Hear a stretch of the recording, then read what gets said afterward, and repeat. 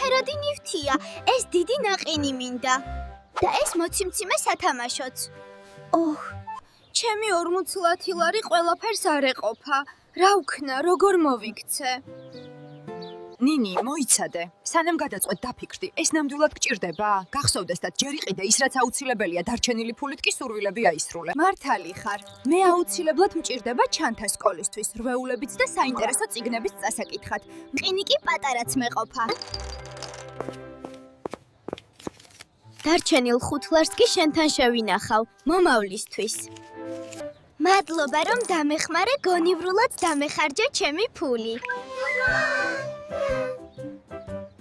ჩემო მეგობრებო, მართაც თქვენი ბიუჯეტი გონივრულად. ჯერ იყიდეთ ის, რაც აუცილებელია. შემდეგ კი აიხდინეთ ოცნებები.